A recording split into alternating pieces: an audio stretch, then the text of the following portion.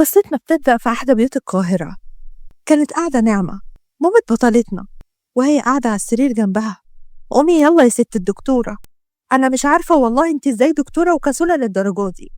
هو أنت يا بنتي مش هتشوفي لك حاجة للكسل ده؟ كل يوم لازم أصحيكي بزي وخناق. والله بقى أنا ولا كسولة ولا حاجة. على فكرة يا ست الكل، أنا لسه فاضل على ميعادي ساعة تقريبا، فعشان كده كنت نايمة. أنت بقى اللي بتصحيني بدري عشان خاطر أكيد في حاجة عايزة تتكلمي معايا، أكيد في حوار حاصل معاكي. قوليلي يا نعوم، في إيه اللي حاصل؟ منك يا سوسة، على طول عارفة أنا عايزة إيه. المهم أنا عايزاكي يا بنتي في موضوع مهم جدا. استوري يا رب ويكون موضوع كويس، لأن أنا عارفة مواضيعك يا ماما، وعارفة دماغك دي بتفكر في إيه. دايما دماغك دي مسوحاكي كده. بصراحة كده يا بنتي، انتي خلاص داخلة على 28 سنة، لازم بقى تتجوزي وافرح بيكي. ما أنا عايزة برضه أطمن عليكي قبل ما أموت. وبصراحة كده أنا جايبالك عريس لقطة، شاب عسل وكيوت زيك كده بالظبط، وشغال مهندس. بقولك إيه يا ماما، أنا دكتورة ورايا التزامات كتيرة، صدقيني لسه عايزة أعمل حاجات كتيرة جدا في مجالي، غير إن أنا أتجوز وأقعد في البيت. وفيها إيه يعني يا بنتي؟ اتجوزي وابقي كملي اللي انت عايزاه، عشان يا بنتي اطمن عليكي. هو يعني الجواز هيقعدك في البيت؟ ما انت ممكن تقولي له هشتغل. ماشي يا ماما، ان شاء الله. هقوم دلوقتي البس بسرعه واروح على المستشفى عشان عندي حاله طوارئ. وهنا فعلا منار قامت وسابت مامتها، دخلت على التويليت. مامتها كانت قاعده حاطه ايدها على خدها بتكلم نفسها وقالت: دلوقتي بقى عندك حاله طوارئ عشان كلمتك في موضوع العريس؟ منك انتي يا مغلباني، مش عايزة تتجوزي عشان الدكتورة بتاعتك دي. الله يهديك يا بنتي ويهديلك حالك. وبعد فترة من الوقت منار خرجت من البيت وراحت على المستشفى. أول ما دخلت على المستشفى فضلت تسلم على الكل، هي محبوبة جدا، دكتورة بتحب تساعد كل الناس. بعد كده دخلت على مكتبها ودخلت وراها زميلتها نيرة. صباح الفل يا ست منار، مالك كده مش زي عوايدك زي كل يوم؟ بتقعدي تنكشي وتهزري، معرفش مالك، شكلك كده مشبر ليه على الصبح؟ هي دي لغة واحدة دكتورة؟ انتي ما حصلتيش بياع الخضار اللي في الشارع؟ ايه شكلك مشبر والكلام ده يا بنتي؟ يا بنتي الناس لو سمعوكي بتتكلمي بالطريقة دي هيخافوا يكشفوا عندك. يا ستي بقى النبي عربي، بلاش وجع دماغ. وبعدين انا زهقت من كتر الكلام اللي بالانجلش، ليه نفضل نتكلم بيه طول اليوم؟ المهم قوليلي مالك، في ايه؟ مفيش حاجة جديدة، أنا كويسة، بس انتي عارفة ماما وزنها على موضوع العرسان، رايحة جاية تجيب لي عريس، جايبالي واحد مهندس، وأنا عارفة إن هي هتفضل ماسكة في وداني في الموضوع ده، مش هتسيبني أبدا. يا ستي وماله، هو انتي عايزة يعني تقعدي ويفوتك القطر ويفرمك ويدوس عليكي وتعنسي؟ ما انتي بسيلك هتتجوزي، ما تشوفيه، ما يمكن يطلع فرصة حلوة. يا ستي مفيش حاجة اسمها تعنسي دي، انتي قديمة قوي زي ماما، في نصيب والنصيب بيجي وقت ما ربنا بيريد. مفيش حاجة اسمها لو عديتي الكذا تبقي عنستي، ده كله نصيب ربنا، وربنا كاتب كل حاجة. سيبيها على الله. يلا بقى خلينا نشوف المرضى بتوعنا ونطمن عليهم. وفي مكان تاني كان موجود أحمد بطلنا، كان واقف ومعاه الحرس بتوعه. بقول لكم ايه يا رجالة، هو اللي يجي على أحمد بيكون مصيره ايه؟ بيكون مصيره الهلاك يا باشا. والاتنين دول لازم يتأدبوا عشان بعد كده ما يروحوش يبيعوا نفس الصنف اللي احنا بنبيعه. هنا كان في 2 قاعدين على الأرض، شكلهم معدمين على الآخر متخرشمين. واحد منهم اتكلم وقال: سامحنا يا باشا، والله هتكون آخر مرة، وكمان كلم لنا الباشا الكبير وقول إن احنا مش هنعمل كده تاني، بس ارحمونا، احنا هنبقى خدامينكم وتحت رجلكم كمان لو انتوا عايزين. ما انتم فعلا خداميننا، ولما خداميننا يعضوا ايدينا لازم نربيهم ونعرفهم مقامهم، وانتوا شكلكم نسيتوا مقامكم، عشان كده سقطوا فيها. اتكلم الراجل التاني وقال: حقك علينا، خلاص يا باشا احنا اكتفينا والله وتعلمنا، استحالة نعمل الغلطة دي تاني مهما حصل، صدقنا. انا اكتفي باللي انا عملته فيكم المرة دي، واعتبرها قرصة ودن ليكم انتوا الاتنين.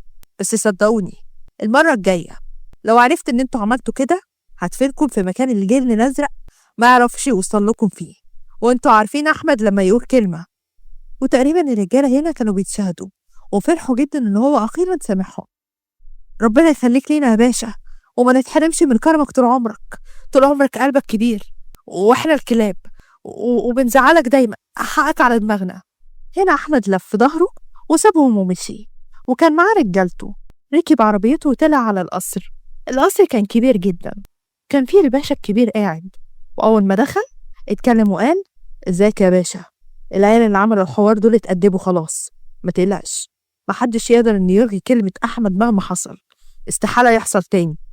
أنا واثق فيك يا أحمد، وعارف أنت اللي هتعرف تدير ده كله من بعدي. أنا ما خلفتش، بس أنت ابني وسندي في الدنيا دي. مش عارف ليه أنا حاسس إن أنا نفسي بيروح، وحاسس إن أنا تعبان شوية. لا لا لا، ما تقلقش يا باشا، أنت هتكون زي الفل. أنا دلوقتي هخليهم يجيبوا الدكتور عشان خاطر يطمن عليك. أنت متأكد إن أنت أخدت علاجك؟ أخدت والله، بس شكل الدكاترة اللي بتيجي هنا كلهم بهايم. كل الناس بتخاف تدخل بيتنا، عشان كده الدكاترة مش بترضى تيجي عندنا. أرجوك وديني المستشفى أحسن، محدش يقدر يعصى أوامر ليا، وأنا هروح وأجيب أحسن دكتور في المستشفى لحد هنا وغصب عنه. ولو عايزه كمان يبات تحت رجلك هيبات، وهيخليه جنبك ليل نهار.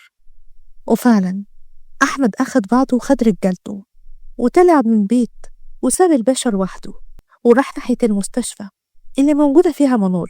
وأول ما دخل سأل الراجل اللي قاعد في الاستقبال واتكلم وقال: بقولك ايه يا جدع انت، مين أحسن دكتور في المستشفى دي كلها ويكون متفوق مش لسه بيتدرب؟ هنا الموظف اتكلم وقال له: كل الدكاترة يا باشا هنا كويسين، خلص انت الورق، وأي مريض معاك هم يهتموا بيه، وتحت أمرك في أي حاجة يا فندم. أنا مش بحب الكلام الكتير، أنا قلت لك سؤال وترد عليه، مين أحسن دكتور هنا في المستشفى؟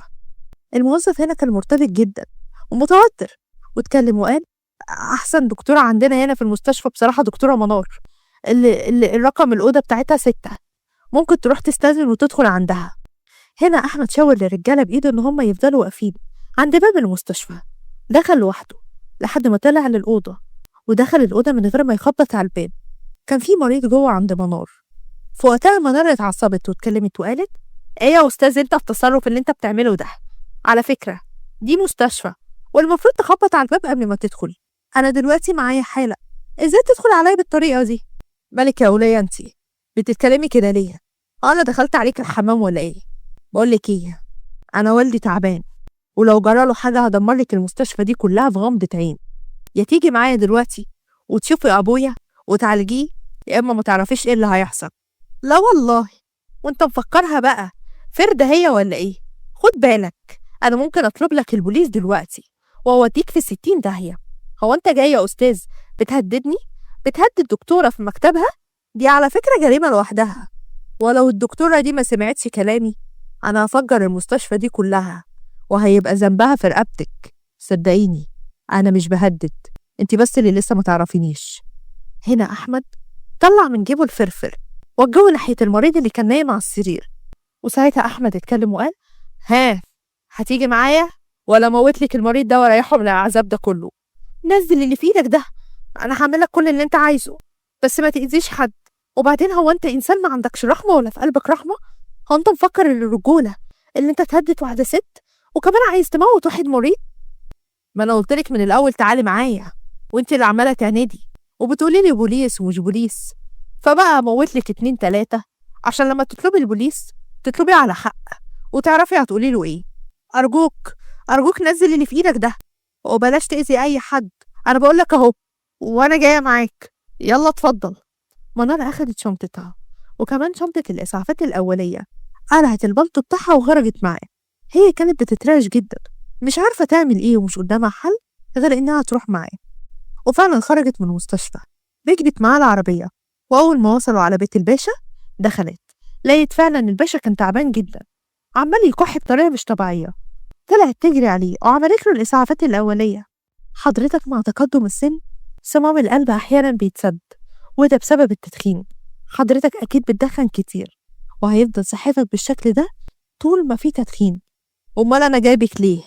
هو أنا جايبك عشان تقولي له الكلمتين ده؟ ما تديله علاج يخليه يبقى كويس. ممكن حضرتك تتكلم معايا بأسلوب أحسن من كده؟ ما أنا بقولك المفروض يعمله جنب العلاج اللي أنا هكتبه له، لأن مهما أديله علاج هو مستمر في موضوع التدخين، ومش هيتعافى أبدا وهيفضل على كده. هنا الباشا اتكلم وقال خلاص تمام يا دكتورة، أنا من النهاردة مش هدخن تاني خالص، بس أرجوكي اديني علاج يكون قوي يريحني شوية، لأن أنا حاسس فعلا إن أنا تعبان ونفسي مش طالع. وفعلا منار كتبت الروجيتا. أحمد بعت حد من رجالته يجيب العلاج، واطمنت هي على الباشا اللي بقى صحته كويسة. المريض دلوقتي بقت صحته كويسة، حالته مستقرة. ممكن أمشي بقى؟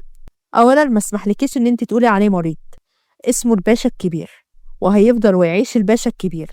يا عم هو انت عايز تتعارك معايا وخلاص ولا ايه؟ حرام عليك اللي بتعمله ده. احنا عندنا في الطب بنقول على الحالة اللي تعبان ان هو مريض، في ايه بقى؟ اه بحسبك بتقللي منه ولا حاجة. عامة تقدري دلوقتي تمشي، بس بكرة في نفس الميعاد لازم تيجي وتطمني عليه، وإلا هاجي المستشفى وهكسر الدنيا على اللي فيها، ومش عايزة أجي أخدك زي ما جيتي النهاردة. منار كانت مرعوبة جدا، هزت راسها بالموافقة، أخدت شنطتها وطلعت تجري زي المجنونة على البيت. ما صدقت إن هي بعدت عن البيت ده. وقفت فضلت تاخد نفس عميق، اشترت مية، شربت وكلمت نفسها وقالت يا لهوي يا مامي على اللي حصل لي، يا لهوي أنا حسيت وكأني خلاص النهاردة آخر يوم في عمري. أنا إيه اللي وقعني في المصيبة دي؟ وبعدين دول شكلهم مجرومين كده، أنا هروح لهم بكرة إزاي بس؟ يا رب يا رب اديني القوة والنبي عشان خاطري. منار طبعا فضلت تولول على خيبتها طول ما هي ماشية في طريقها للبيت. وبعد فترة وصلت البيت، كانت مامتها قعدت جنبها وقالت لها مالك يا منار، وشك مخطوف كده ليه واصفر زي الليمونة؟ هو انتي ماكلتيش كويس ولا ايه؟ اسكتي يا ماما، انا خلاص ما بقيتش نافعة على اي حاجة خالص. انتي عايزة تجوزيني؟ انا مش هينفع حتى ان اتجوز، خلاص انا قطعت الخلف يا ماما النهارده بسبب اللي حصل لي. يا ساتر يا رب، الله اكبر عليكي يا بنتي، ايه الكلام اللي انتي بتقوليه ده؟ سيبتي اعصابي، احكيلي الحوار بالظبط وايه اللي حصل. وقعت يا ماما في مافيا. مافيا يا ماما، عارفة يعني ايه؟ لا يا اختي معرفش يعني ايه. مافيا دي بتاعت محمد رمضان يا بنت اللي بيغني لها. يا ماما يا ماما عالم بتوع عصابات، كمان عايزيني ان انا اروح لهم بكره عشان خاطر اعالج الراجل. انا مرعوبه، انا حاسه ان انا عايزه اطفش من البلد كلها او اسافر في اي حته واهرب. ممكن يا بنتي تهدي كده وتقعدي وتاخدي حاجه تشربيها وتحكي لي ايه اللي حصل بالظبط؟ منار ابتدت تهدى وحكت لمامتها كل حاجه حصلت معاها من بدايه الموضوع لنهايته. كانت نعمه قاعده مصدومه جدا من كلامها. وبعد ما منار خلصت كلامها، كل ده يحصل لك يا ضنايا؟ امك قاعده هنا ما تعرفش اي حاجه؟ انا قلت لك مسيرك للجواز هو احسن لك يا بنتي. ارجوكي يا ماما ارجوكي سيبيني، انا مش قادره، انا حاسه ان دماغي هتنفجر واعصابي مش قادره اتلم عليها من كتر ما انا كنت خايفه وانا ماشيه مع الناس دي. صدقيني يا ماما انا كنت بتشهد على نفسي وكنت حامله هم انا هروح ازاي. لا يا بنتي انت مش هينفع تروحي تاني خلاص، هما يروحوا يشوفوا اي دكتور، انما بنتي لا بنتي لا، بنتي مش هتروح في حته. هنا منار سابت مامتها من غير ما ترد عليها، طلعت على اوضتها من كتر التعب، فضلت نايمة على السرير مش قادرة حتى إنها تقوم تغير هدومها من كتر ما خافت من الموقف اللي هي اتعرضت له. وكانت قاعدة بتكلم نفسها وبتقول أنا خلاص هشتري نفسي ومش رايحة بكرة، واللي يعمله يعمله بقى. ما هو لو قرب لي أنا ممكن أبلغ عنه وأعرفهم كل حاجة، وهم كده أكيد هيجيبوا لي حقي. هنا فضلت قاعدة سرحانة بتفكر تعمل ايه. وبعد ما اخدت قرار ان هي مش هتروح وتبلغ البوليس، افتكرت اللي حصل في المستشفى وازاي هو هددها، وخافت جدا لان ممكن يكرر الموضوع ده تاني. فاتكلمت تاني مع نفسها وقالت لا انا لازم اروح عشان خاطر اروح الناس، وهم النهارده محدش اذاني ولا عامل فيا حاجه، وانا لما اروح لهم بكره اكيد هيحترموني وهيقدروا ان انا جيت لوحدي، وقتها مش هيأذوا اي حد ولا هو يضطر يروح المستشفى. ايوه انا هعمل كده. وفعلا نامت. عدى اليوم وتاني يوم راحت على المستشفى عادي جدا، ولما جه الوقت حضرت نفسها وخرجت من المستشفى وراحت على بيت الباشا. أول لما وصلت قابلها أحمد وقال لها كنت لسه جاي أخدك، بس كويس إن انتي جيتي لوحدك ووفرتي على نفسك مشاكل كتيرة جدا كانت هتحصل النهاردة، لأني صدقيني لو كنت اتأخرتي أكتر من كده ما تعرفيش أنا كنت هعمل لك إيه انتي وفي المرضى بتوعك. لو سمحت ما تهددنيش، انا مش بحب الكلام ده، انا هاجي هنا اعالج الباشا بتاعكم ده وهعمل لكم كل اللي انتم عايزينه، مقابل ان انا باخد فلوس. يعني انا مجرد دكتورة ومن واجبي ان انا اعالج اي مريض، فلو سمحت بلاش اسلوبك وطريقتك اللي بتخوف دي. منار فعلا سابته وطلعت على اوضة الباشا، ابتدت تعالجه. وبعد فترة من الوقت كانت محتاجة مية، عشان كده خرجت من الأوضة ونزلت على تحت. فجأة لقيت أحمد واقف، واحد مرمي على الأرض وبيتكلم وبيقول: خلاص يا باشا، خلاص يا أحمد باشا، حقك عليا والله ما هسرق حاجة تاني، أنا حرمت، مش هسرق. وقتها أحمد ما انتبهش للكلام خالص، طلع الفرفر من جيبه وجهه عليه، وبالفعل موته. وقتها هي أول ما شافت المنظر ده صرخت بعلو صوتها، وبعدها أغمى عليها. وبعد فترة صحيت، لقيت نفسها نايمة على السرير. قامت مخضوضة، حاولت إنها تخرج من الأوضة، بس كانت الأوضة بابها مقفول بالقفل. فضلت تصوت بأعلى صوت ليها لحد ما وصل أحمد على الأوضة واتكلم وقال: إيه كل الصوت ده؟ سرعتيني، جبتيلي صداع، في إيه؟ هو إحنا أكلناكي ولا إيه؟ لو سمحت أنا عايزة أمشي، أنا خلصت اللي ورايا، عايزة أمشي من هنا. عايزة تمشي عشان تروحي وتبلغي البوليس عني، صح؟ تروحي تقولي لهم باللي شفتيه. وواحدة زيك وأخلاقك ودكتورة ده منع مش هيسمح لها إنها تسكت. عايزة تروحي تبلغي البوليس، صح؟ أنا مش هعمل أي حاجة خالص، والله مش هبلغ ولا هعمل أي حاجة. أنا هسيب الشغلانة دي كلها وأروح أتجوز الراجل اللي أمي جايبهولي. خلاص أنا ما بقتش أشتغل حتى دكتورة تاني، بس عشان خاطري بالله عليك ابعد عني وخليني أمشي. بقى أنت عايزة تتجوزي يا دكتورة؟ أنا يا ستي حققلك طلبك، عشان كده أنا جبتلك المأذون وهتجوزك، عشان انت شفتي حاجات ما كانش ينفع انك تشوفيها، فعشان كده لازم تفضلي معانا هنا، وانا لازم اتجوزك. منار اتوترت جدا، فضلت تعيط وقالت: لا لا لا، انا استحالة اتجوز واحد مجرم زيك، انا استحالة اقدر اعيش في البيت ده، ارجوك سيبني، والله ما هتكلم ولا هنطق ولا هقول اي حاجة، ولو عايزني امشي من البلد دي كلها همشي، بس ارجوك بلاش تعمل فيا كده. بقولك ايه، انا مش عايز وجع دماغ، هتطلعي دلوقتي، المأذون هيكتب كتب الكتاب، وهتقولي للمأذون انك موافقة عشان خاطر يرضى يكتب الكتاب، والا الست الوالدة هتوحشك. لا لا انا مش موافقة، لا موتني احسن مني اعيش مع واحد زيك وكمان يكون جوزي، استحالة. طب تمام ماشي، خلاص مش عايزة تتجوزيني، انا هخلي الراجل اللي واقف عند بيت الست الوالدة يخلص عليها وهتوحشك. احنا خلاص عرفنا ان انتي وامك عايشين لوحدكم، وانا بعت حد من رجالتي عشان يخلص عليها ويخلص عليكي هنا. ايه رأيك؟ لا لا لا لا، بالله عليك، عشان خاطري محدش يجي جنب ماما، كل اللي امي. خلاص انا هعملك كل اللي انت عايزه، بس ابعد عن امي، رن عليه دلوقتي وقول له يبعد عن امي. خلاص وماله، امك في امان طول ما انت بتسمعي الكلام. هتيجي معايا دلوقتي، هتقولي انك موافقة على كتب الكتاب، ومجرد ما هنتجوز الراجل هيمشي من عند بيت امك. هنا منار طبعا فضلت تعيط جدا، بس ما كانش قدامها حل غير انها تستسلم للامر الواقع. وفعلا المأذون وصل وكتب الكتاب. بقت الدكتورة مرات زعيم المافيا. والله وقعت واقف يا واد يا احمد، اخدت دكتورة مرة واحدة، مبروك عليك، ربنا يهنيكم. عامة انا خلاص اتفقت مع الرجالة ان احنا هنروح البيت المجاور للبيت ده، وانتوا هتقعدوا هنا لوحدكم شهر العسل بقى يا عم. ملوش لزوم لكل ده، خليك هنا، لما تبقى هنا هبقى انا مطمن عليك. وخلاص يا عم، ما الدكتورة بحالها بقت مرات ابني، وقت ما يحصل حاجة معايا هي تيجي تجري عليا وتعالجني على طول. خلاص ما بقاش في مشاكل، يلا بقى هسيبكم قاعدين مع بعض، يلا بينا يا رجالة. وفعلا كل اللي كانوا في البيت مشوا، ما كانش فاضل اي حد غير منار واحمد. منار كانت قاعدة على الكرسي مكانها، بتترعش خايفة، عمالة بتعيط ومش عارفة تعمل ايه. فجأة لقيت أحمد بيقرب منها، فاتكلمت وقالت: لا لا لا لا، بالله عليك ما تموتنيش ولا تضربني، أنا ما عملتش حاجة.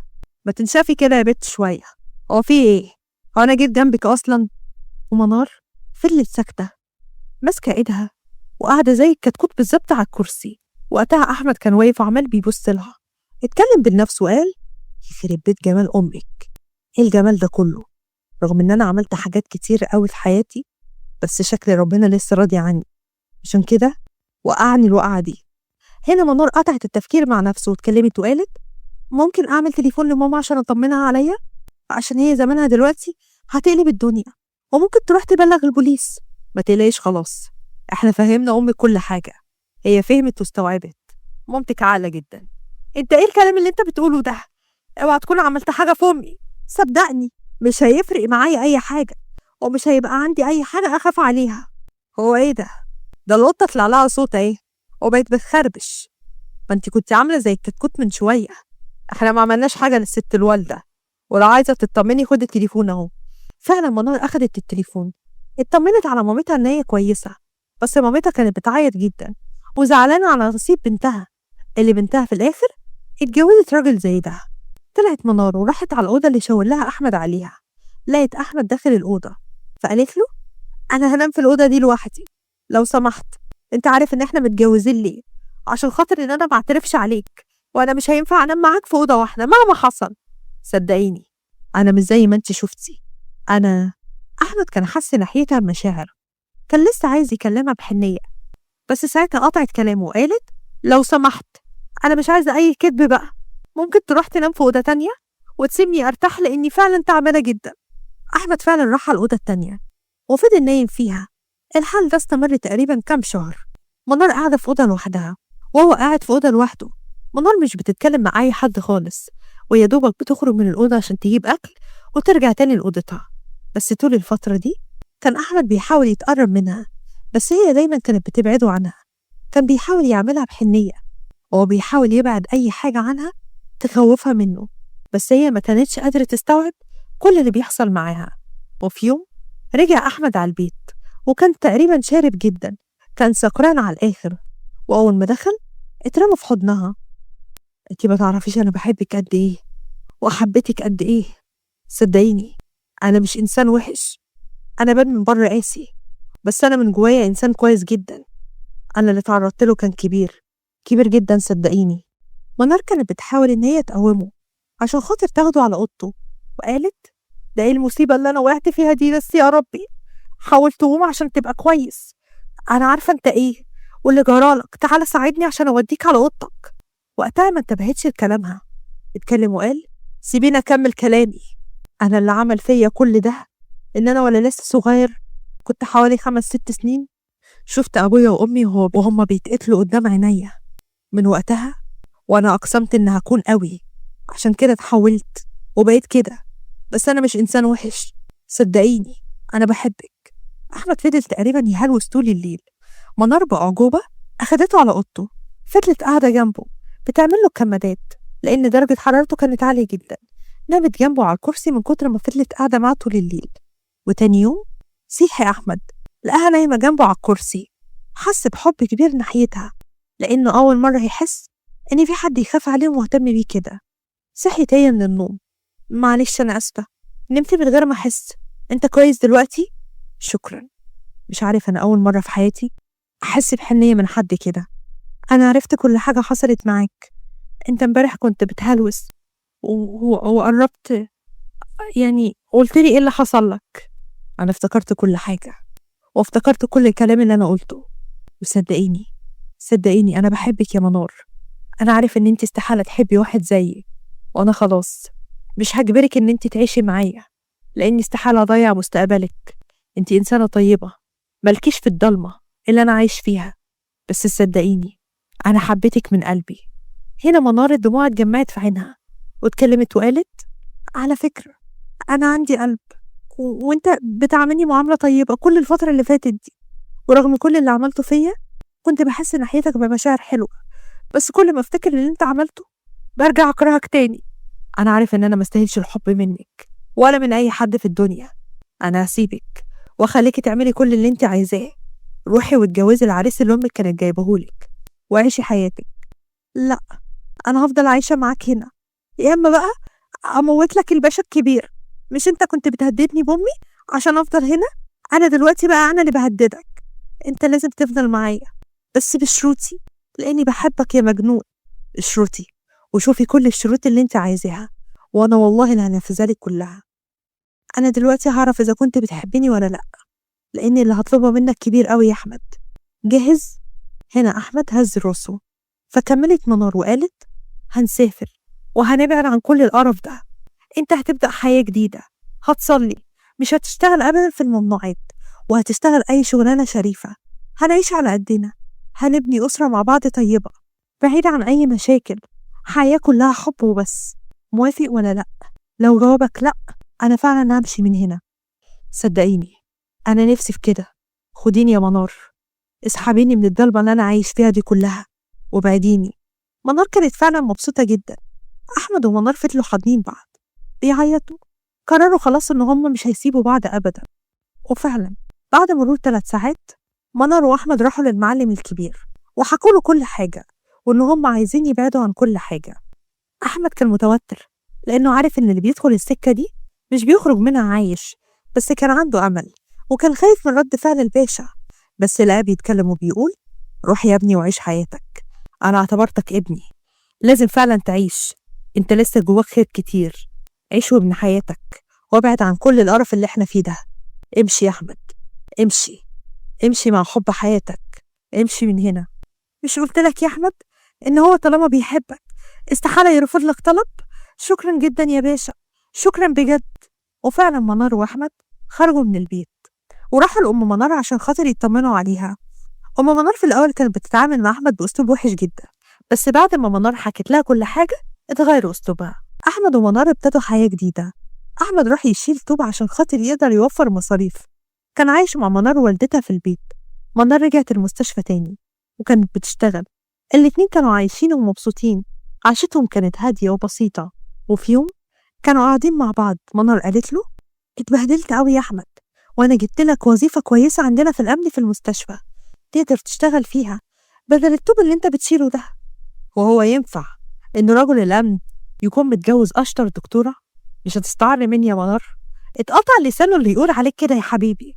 وبعدين انت سبت كل حاجة والفلوس وكل حاجة عشاني، وفي الآخر تقول كده؟ اللي انت عملته عشاني أعظم بكتير يا حبيبي. انت فعلا عملتي المستحيل اللي مفيش حد قدر يعمله. اللي انت عملتيه كان صعب. بحبك يا ست البنات. أنا بقى بحبك قوي قوي يا حبيبي. ربنا يخلينا لبعض ونفضل دايما مبسوطين ويبعد عنك أي شر، انت واللي في بطني. بجد انت حامل يا حبيبتي؟ أيوة حامل، حامل في الشهر الثالث. شد حيلك بقى علشان نولده في المستشفى اللي أنا شغالة فيها. باباها راجل قوي وقادر على كده. طبعا يا حبيبتي، انت لو طلبتي نجوم السماء أنا هجيبها لك. ولحد هنا انتهت حكايتنا. أتمنى الحكاية تكون عجبتكم. ما تنسوش اللايك على الفيديو، الاشتراك في القناة، يا ريت تتأكدوا انكم فعالين الجرس على الكل عشان يوصل لكم إشعار أول ما ننزل الجديد. واستنونا في حكاية جديدة إن شاء الله. أشوفكم على خير.